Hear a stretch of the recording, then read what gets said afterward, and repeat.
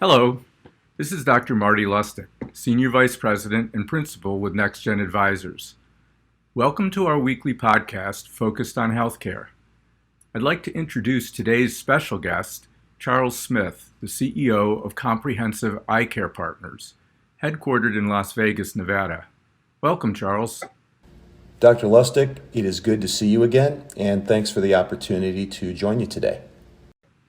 Thank you. Today we're going to talk about the impact of the pandemic on ophthalmology practices and implications for the future of vision services. But before we get into that topic, let's start by learning a little more about our guest. Charles, you're relatively new to the world of vision services. Can you tell us a little about your background and the journey that brought you to Comprehensive Eyecare Partners, and then maybe tell us a little about that organization as well? Sure, glad to.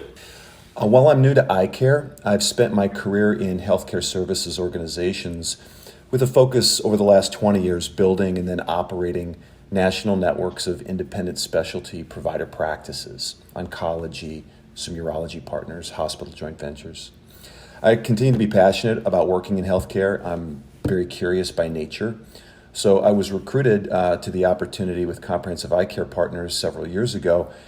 And the ability to learn and work in eye care has just been a tremendous experience. So while I'm new to eye care, I've been at this for many years, and I think this was just a great way to blend prior skills and bring them to a new space. Comprehensive Eyecare Partners, as an organization, partners with eye care practices, so ophthalmologists, optometrists, subspecialists in those fields, to provide management services and support services that help make it easier for those practices to deliver high quality care, collaborate at a market or statewide or national level, and share best practices. So it's been really rewarding, and between the emerging technologies in the space and I think caliber of the people that we work with in the organization, it's just been a lot of fun. Great. Well, thanks for that. So as I understand it, you had about a year under your belt there when the pandemic hit. So what did you learn and worked on during that first year that, in retrospect, helped prepare you for what was about to happen? It's a great question. Looking back, I really now see how fortunate I was to have that year to prepare, albeit unknowingly. Didn't see what was coming around the corner. So I would say there were three things that were critical in helping me prepare as best we could for the coming crisis. I would say first and foremost was building trusted relationships with our partner practices. When you have a relationship that has meaningful, authentic levels of trust, you can just execute and get things done faster. You're not second guessing. You're not asking for additional analysis. So I think first impressions are super important, and keeping your word and that opportunity to build trust was just incredibly valuable through the crisis. It was also a year to learn the operations in depth. We hadn't yet recruited a chief operating officer, so I was responsible for those duties as well, and it forced me to just really get in granularly with each of our partners. And then, because we were bringing together a number of partners into an enterprise, laying infrastructure and communication and organizational structure was also part of that first year. So between those three things, that year I think made a big difference for me in preparing me to be effective in the role. If you were talking about what you needed to do to plan for crisis management, you would probably bring up the same three issues. Making sure you have a trusting environment, making sure you've got a good operational understanding of the organization, and making sure that you have good infrastructure, communication channels. So it was just good leadership that led to the ability to turn a corner quickly with this crisis. Let's talk a little bit more about the crisis, if you don't mind. Given all that's gone on in the last year, it feels like the distant past, but you can go to those back, if you can, think back to those first days and weeks of the pandemic and talk about the impact of the initial lockdown on the practices that you work with and what your responses were then. Sure, glad to. I think it is funny that it's just a little over a year ago. It feels like it aged me far more than that, right? In terms of, in dog years, I think I aged maybe 6 or 7. But on Friday, March 13th of last year, sticks out in my mind because we really started seeing indications about how rapidly information was coming out and things were beginning to change. So we formed a crisis management team on that day. It included 6 physicians, doctors from our organization. They represented the various subspecialties and services of our eye care organization. And then 6 members of the management team. So HR, clinic and ASC operations, finance, myself. And together, that group of 12, I think, was positioned to have a holistic view and set of inputs on the safety and needs of our patients, providers, and staff. And I put it in that order, safety first and needs second, because there was fear and uncertainty about really what was happening. So preserving safety, I think, helped preserve a more meaningful sense of calm, right? We met daily for the following few weeks with an initial focus, I would say, to collect and then synthesize and communicate all the information that was coming in, the guidance we were getting from various agencies and professional organizations. So the indications were coming in daily from many different resources. Sometimes they aligned, sometimes they didn't. What was relevant in eye care, what was not relevant in eye care, what was relevant in the outpatient setting versus the hospital setting, access to PPE. So all those things. And we had lots of people offering inputs and pinging from many vast corners of the organization. But this group really took over, I think, a lot of the operational responsibility of how we were going to operate through those early months of the crisis, and it was incredibly effective. I would say sharing that guidance, the synthesis, through all hands teleconferences with our entire organization on a regular basis helped us stay connected as an organization, and it also just created some structure in a period where there was a lot of uncertainty, and we were able to debunk things that were true and then reinforce things that were. So that crisis management team and in turn our practices followed the guidance of the leading professional societies, and we suspended elective care in our clinics and surgery centers while we also continued to provide urgent and emergent care. So patients who have retinal detachments or chronic conditions like glaucoma that may still need to have care or emergent care, we needed to be available and there for them. So it's not like we could shut the doors and not be there. About a week after we formed that crisis management team, 80% of our overall patient services were suspended. So about 20% were preserved collectively that was urgent and emergent care focused. But that's a massive change in, 7 to 10 days. We were successful, I would say, even in the early weeks, implementing a telemedicine program across all of the partner practices. And some of them were NextGen products. I think we were pleased with the opportunity to work swiftly and successfully there. And we consolidated our surgical and clinical services into a subset of facilities. So we shut down many and focused the care into a subset of facilities to still cover our geographic reach. I think the ability to stand up swiftly the telemedicine services, it was also an opportunity for us to demonstrate some control and focus on a new capability while we're in the midst of a much broader environment where there was so little control and so much frustration. And this was a sense of we can do something positive, we can still interact with our patients.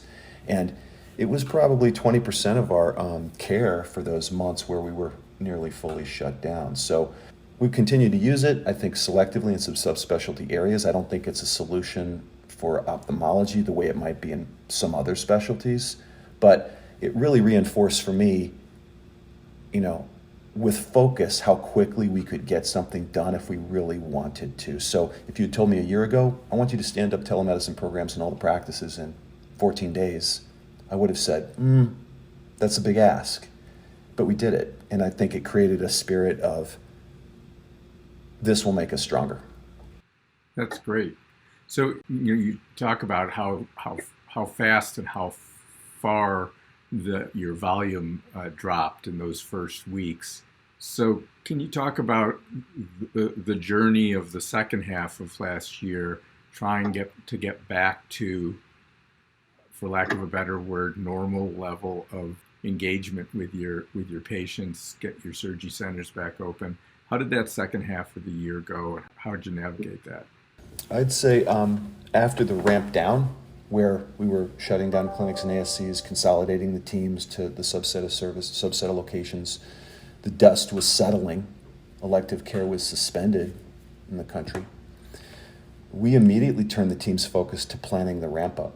Immediately, I don't think we took a day off, and I had a lot of talented people in a number of management roles where this was exactly what they should be doing, right? So we continued, I would say, to make safety our top priority. So for the folks that were coming in and the ones that would come in once we did open up, I think without a sense of this is a safe environment, not just from a perception perspective, but also from a real perspective, then we can go from there. But prioritizing that and then combining it, I think, with just relentless planning, being decisive, using that crisis management team to help plan the ramp up, and then over communicating that all those things put together, what it translated into was speed.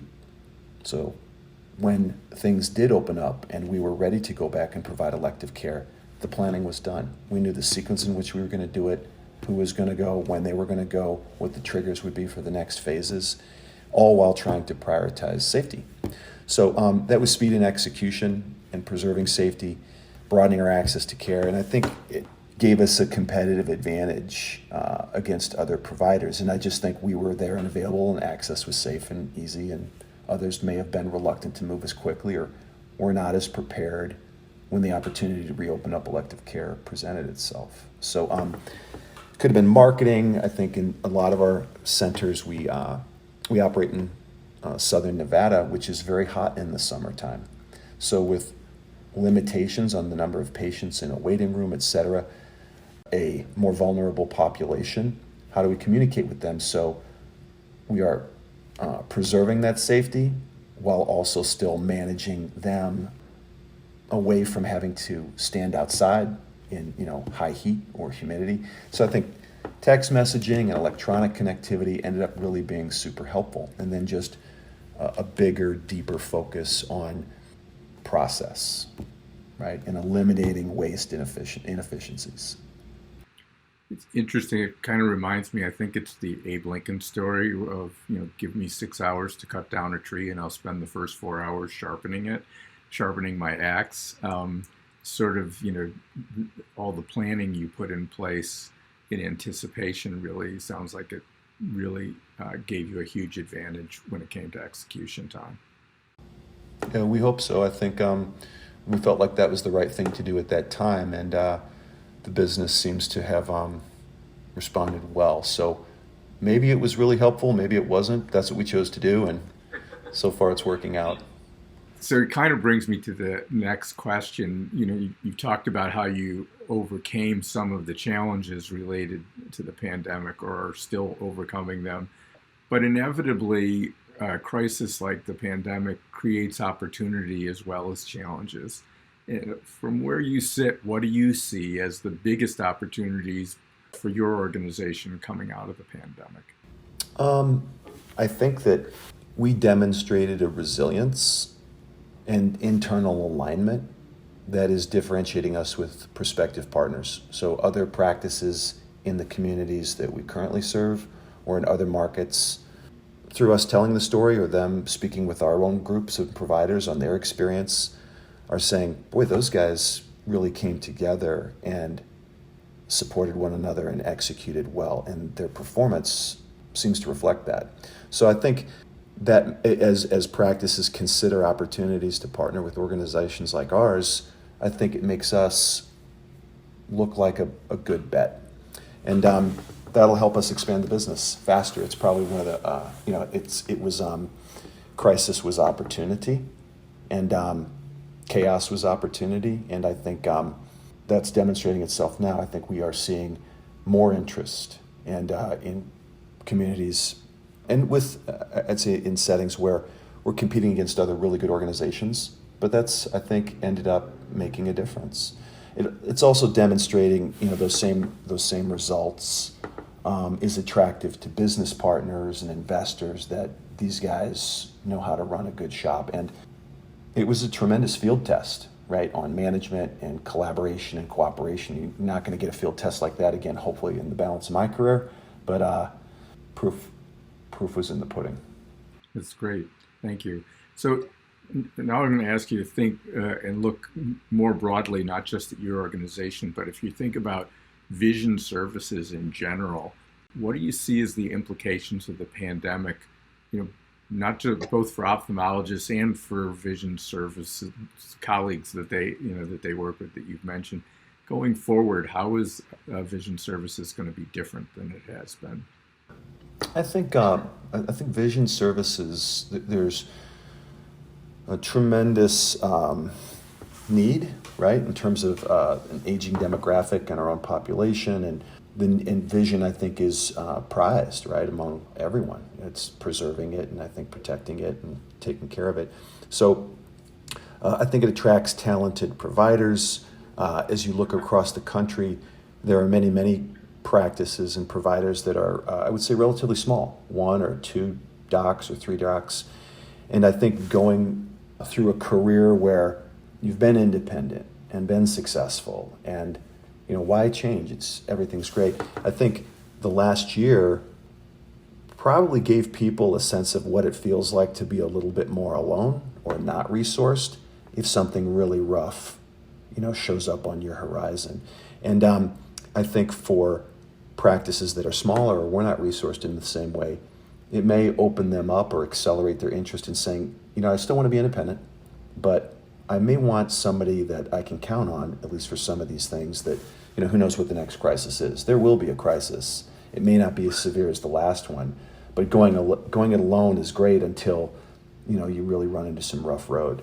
So I think, will we see an acceleration of interest in networks like ours or larger groups as opposed to smaller independent groups? And I think that's probably on the horizon. Interesting.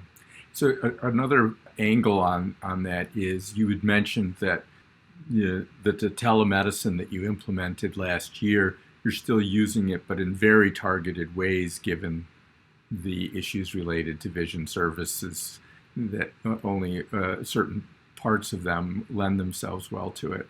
Have you thought about, as a result of this, what are the implications when people have an app on their iPhone that enables them to take a retinal image? And how will technology like that change vision services going forward, if at all?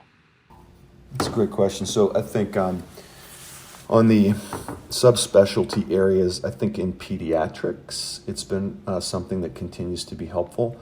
In oculoplastics, it's also been useful for our providers to get a look at things. I think for general ophthalmology, it's a little tougher, but we think that there continues to be areas we'll focus on and explore in those 2 subspecialty areas. Part of what we do with some payers that we work closely with is partner with them on diabetic retinopathy screening programs. And some of that can be imaging centric, some of it can be more other data sources. But nonetheless, how you reach large sets of patients with electronic tools like this is definitely part of the future population management. So I think diabetes is an epidemic in the U.S., and retinopathy is something that you're likely to get over time. So we think there's value for the patients, there's value for the payers, and some of the telemedicine-like capabilities are things we're actually working on. Great. Well, thank you. Thank you, Charles, for sharing your knowledge and expertise and time with us today. And thanks to our listeners, of course, for tuning in. Don't forget, you can subscribe to our podcast to get a weekly reminder of each new episode. This again is Dr. Marty Lustick with NextGen Advisors. Have a great day.